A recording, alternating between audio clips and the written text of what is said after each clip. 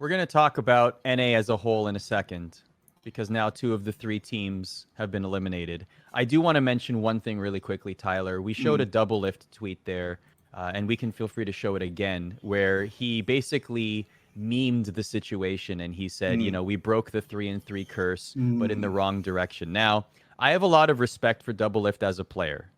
I have a lot of respect for his domestic accomplishments, and I understand, and I can certainly understand how difficult it is for him in his situation and his lack of success at Worlds and being the competitive player that he is, going to Worlds time and time again and having similar results.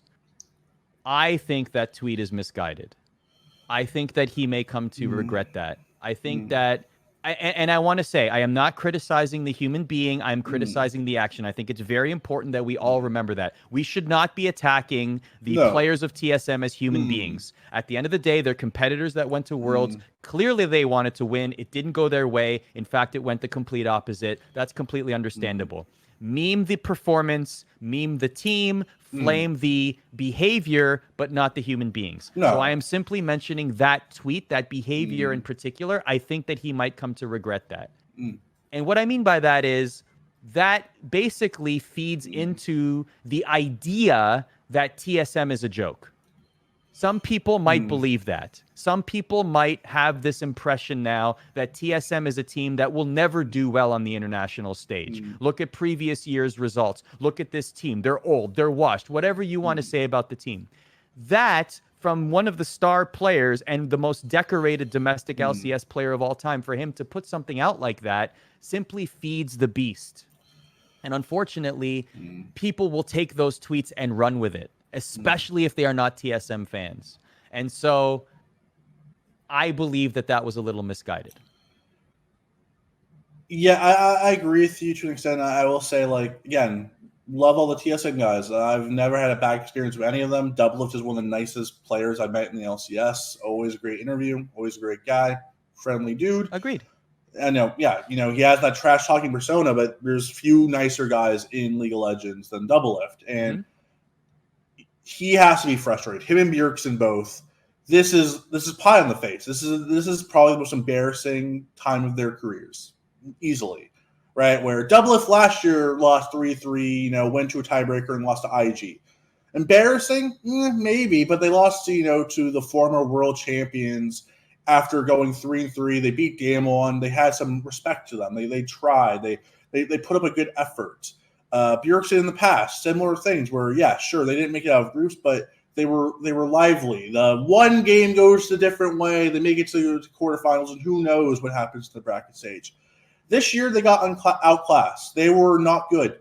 1-5, not good players. They were individually outclassed. You look at the stats. You look at what they brought to the table. Sure, Broken Blade, I think, out of all the players, had the best individual moments. But when it came to the team fighting, when it came to playing around his team, he was off-center, as most of the TSM players were. There were so many times where he would jump in on Camille and try to 1v5 when he would just get instantly popped. And it was it just kind of added on to the ongoing issues of what they had. Bjergsen, who in the first game, me and you we both agreed, he looked locked in. Him on Syndra versus Nemesis on Lucian, he was up 25-30 CS. He looked like he was ready to have the tournament of his career. And from there, that point on, everything went down south. He had a terrible tournament, really bad teleports.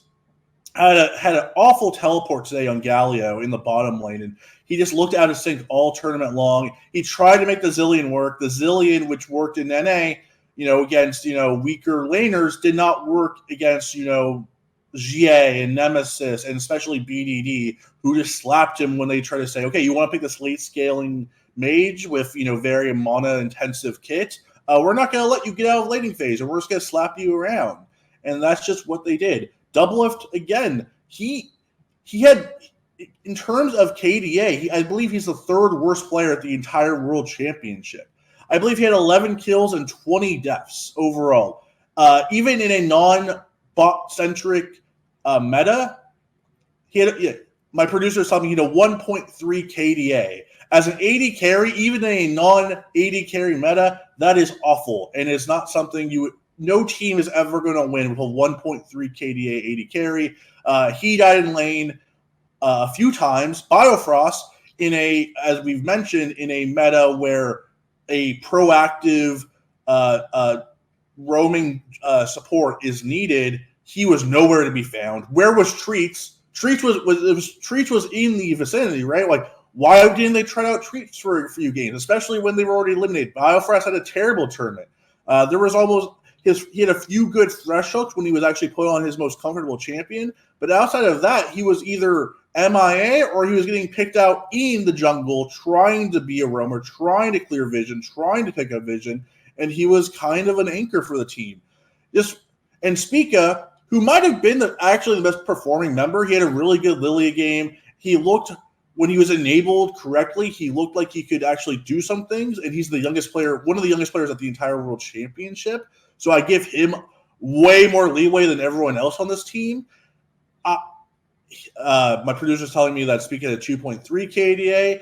Obviously, the Nidalee didn't work out, especially in the first few games, and then they tried to force it again versus Fnatic. He looked better when he was stopped trying to force the Nidalee. But overall, even he they had so many bad moments where Spica having to smite the Baron because he was about to die to Baron, and then everyone just leaving him to die there while Genji steals the Baron and just kind of wins the game from there. Just so many bad moments. Not one silver lining. Usually at this tournament, at these kind of junctures where we've been 0-6, look at last year's 0-6, Arda, Clutch Gaming. They went 0-6, but I could not be more proud of that Clutch Gaming team because they fought their butts off every single game. They were proactive. This is far, far worse. Far worse. Do not put Clutch Gaming and TSM in the same mouth, Arda. Not even the same sentence. Those two teams should not be compared at all. I am so proud of that Clutch Gaming team. They were outgunned and outmuscled, but they never were outworked. And even games where they were obviously outmatched by far better teams, they didn't go down without a fight. And they almost beat Fnatic in 2 games and put on a classic game versus Fnatic, which was one of the most exciting games at Worlds last year. TSM, nothing compared to that Clutch Gaming team. They were reactionary almost the entire tournament. They were proactive for maybe 15 minutes of the hour and a half game time they had. It's just a frustrating tournament, especially when you look at Team Liquid, who had the same issues but turned them around in week 2. And Brock just said it, right? In the interview, he said, we knew our backs were against the wall. We had nothing to lose. Let's go out there and fight them. If we're going to die, we're going to go out there and fight them. TSM had the backs against the wall, and they had to fight to live, and they just they didn't fight. They just rolled over and died. And that's the sass thing. They didn't put up a fight. And when they tried to put up a fight when they were actually dead, they just kind of bungled that too. So, no, I can't. There's no silver linings here, Arda. I would love to use a silver lining. I would love to say, Speak is the future, or Broken Blade was really good in lane sometimes. But when you go 0-6 as a number 1 seed and you have so many disappointing losses, it's not on one player. I'm not going to blame this on Bio. I'm not going to blame this on Bjergsen. I'm not going to blame it on Double. This is a 1 to 5 coaching, infrastructure, entire organization fault here. This is not the fault of a player. It's a fault of an organization. And this is TSM's L. TSM has to hold this L, and they have to look at what happened this year and try to make something better coming in 2021. Because I don't believe that this I don't think we've seen the peak of this roster, but I don't think the peak of this roster is anything that could go far at World Championship. Speak is young. He's a rookie. He's young, yeah. You surely give him another chance. He was he was a bright spot in the LCS. Yeah. It was his first time on the world stage. You could excuse that in terms of jitters, and also the meta was heavily focused on his position. Yes. So he had a lot of spotlight on him for somebody who's green to that stage. And they pick losing lanes, and that's not great as a jungler, especially when they put you on Nidalee. When you have losing lanes on Nidalee, things aren't fun. So yes, I think Spica is a silver lining to an extent, but even so, he even had some major mistakes. And I don't want to, give him a moral victory here. Where I do think you invest in Spica. I think you do have a future of Spica, but I don't think you look back at 2020 and say, "Oh man, Spica showed a lot of promise there, and he did great." I think 0-6. Okay. This is a tournament that you want to forget. There's no happy moments here. This is one you put away forever and just say, I never want to be this low again in my career. Speaking of low points, obviously Tyler mentioned the Spica team sleep, which ended up being a 9-man sleep. I actually got comment from the Gen G side. I asked BDD about it. Thank you, Tyler, for that question. The interview is available on our YouTube channel /ESPN Esports. If you want to hear what Gen G was thinking in that moment, it is rather funny, and he did laugh before he answered the question. So I want to know that answer. Out there. Yeah, so it is available on our YouTube channel. There are a couple of other interviews as well, including Mithy of Fnatic. They're all available on our YouTube channel.